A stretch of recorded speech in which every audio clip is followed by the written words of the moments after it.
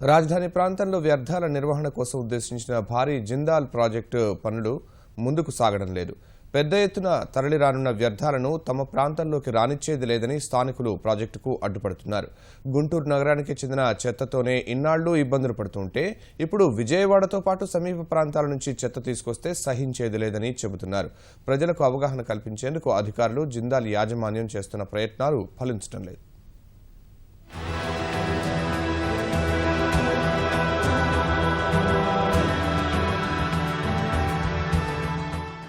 విజయవాడ, గుంటూరుతో పాటు సమీపంలోని పురపాలక సంఘాల్లోని వ్యర్థాల నిర్వహణకు చేపట్టిన భారీ ప్రాజెక్టులో ఆదిలోనే అవాంతరాలు ఎదురవుతున్నాయి. స్వచ్ఛ భారత్ మిషన్లో భాగంగా గుంటూరు క్లస్టర్కు సంబంధించిన పనులను జిందాల్ సంస్థ దక్కించుకుంది. విశాఖలో జరిగిన పెట్టుబడుల సదస్సులో రాష్ట్ర ప్రభుత్వంతో జిందాల్ సంస్థ ఒప్పందం కుదుర్చుకుంది. గుంటూరుకు సమీపంలోని నాయుడుపేట వద్దనున్న డంపింగ్ యార్డు సమీపంలోనే 150 కోట్లతో జిందాల్ సంస్థ వ్యర్థాల నిర్వహణ ప్రాజెక్టు నిర్మించాలని నిర్ణయించింది. గుంటూరుతో పాటు విజయవాడ నగరపాలక సంస్థలో సేకరించే చెత్తతో పాటు సమీపంలోని 5 పురపాలక సంఘాలోని వ్యర్థాలను తీసుకొచ్చి ఇక్కడ శుద్ధి చేయనున్నారు. ఘన వ్యర్థాల నిర్వహణ ద్వారా 15 మెగావాట్ల విద్యుత్తును ఉత్పత్తి చేయనున్నారు. 2 ఏళ్లలో ఈ ప్రాజెక్టు కార్యరూపం దాల్చేలా ప్రణాళికలు రూపొందించగా ప్రభుత్వం ఏడాదిలో పూర్తి చేయాలని గడువు విధించింది.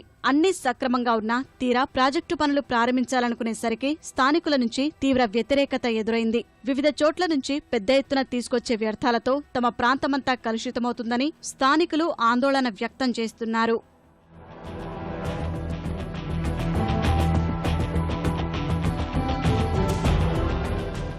ఇక్కడ వేస్ట్ మేనేజ్మెంట్ ప్లాంట్ పెట్టడం అనేది అది మనం హర్షించదగ్గ విషయమే ఇప్పుడున్న పరిస్థితులను బట్టి. కానీ సెలక్షన్ ఆఫ్ ప్లేస్ మట్టు కరెక్ట్ కాదనేది వందల మంది జనం యొక్క అభిప్రాయం. కారణం ఇక్కడ ఉన్నటువంటి ఇండస్ట్రీస్ ఉన్నాయి, చాలామంది ఇక్కడ ఇదంతా రెసిడెన్షియల్ లొకాలిటీ. ఇక్కడ ఎంతోమంది చిన్న సన్నకారు రైతులందరూ కూడా కూరగాయలు ఆకుకూరలు పండించుకొని బతికే వాళ్ళు ఎక్కువ మంది ఉన్నారు. ఇక్కడ మంచి వాటర్ వస్తుంది. ఇదంతా కూడా పొల్యూట్ అయిపోద్దని, నివాస ప్రాంతాలు కానీ దెబ్బతింటాయని చెప్పి ఎక్కువ మంది అభిప్రాయపడుతున్నారు. ఇక్కడ చుట్టుపక్కల 50 స్పిన్నింగ్ మిల్లు ఉన్నాయి. ఎప్పుడైనా సరే వీళ్ళు పెట్టే గొట్టం ద్వారా పైనుంచి ఎక్కడో పొగ వచ్చినప్పుడు పొగ ఎక్కడోసారి ల్యాండ్ కావాలి భూమి మీద.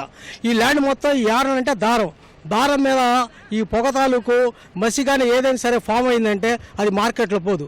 మార్కెట్లో పోతే ఈ స్పిన్నింగ్ మిల్లు మూతపడిపోతాయి. స్పిన్నింగ్ మిల్లు మూతపడిపోతే ఒక్క మిల్లుకి 600 మంది వర్కర్స్ ఉన్నారు. కనీసం 30,000 మంది వర్కర్స్ నిరుద్యోగులు అవుతారు. ఇది తెలుసుకోవాల్సిన విషయం. అంటే ఇది ఎక్కడన్నా రిమోట్ ఏరియాస్లో పెట్టుకుంటే ఏంటంటే ఇది ఎఫెక్టివ్గా ఉండిద్ది. అంతేగాని జనాలు తిరిగే దగ్గర జనాలకి ఇప్పుడు ఇక్కడి నుంచి మీరు గుంటూరు సిటీలోకి వెళ్ళాలంటే within 5 to 10 minutes you can reach. And one more thing, this is not so far, this is only just 5 to 6 kilometers. Okay, long డిస్టెన్స్లో దీన్ని ఇన్స్టాల్ చేయడం వల్ల ఏంటంటే ప్రాబ్లం రాకుండా ఉంటుంది. కాబట్టి then you can take care about that. ఈ మొత్తం చెత్తని తీసుకొచ్చి ఇక్కడ డంప్ చేయడం వలన ప్రాసెసింగ్లో ఎటువంటి గ్రేడింగ్, ఎటువంటి ప్రాసెసింగ్ ఉపయోగిస్తారనే దాని మీద అనుమానాలు ఉన్నాయి. దీంట్లో ఎరువులు తయారు చేయొచ్చు, పిల్లెట్స్ని సిమెంట్ ఫ్యాక్టరీలో ఉపయోగించవచ్చు, విద్యుత్తుని ఉపయోగించవచ్చు, వేస్ట్ మెటీరియల్ని ఏ రకంగా పంపిస్తారనే తెలియదు. ఇంత పెద్ద ఎత్తున చెత్తని జిల్లా మొత్తం నుంచి కొన్ని వందల లారీల్లో ఇక్కడికి ట్రాన్స్పోర్టేషన్, ఆ ఫెసిలిటీస్, ఇన్ఫ్రాస్ట్రక్చర్ లేకుండా ఇటువంటి పరిశ్రమను తీసుకొచ్చి ప్రజల మధ్య ఉండే ప్రాంతంలో పెట్టడం చాలా ప్రమాదం. ప్రతిరోజు ఇక్కడ 1200 మెట్రిక్ టన్నుల చెత్తను శుద్ధి చేయాలని లక్ష్యంగా పెట్టుకున్నారు.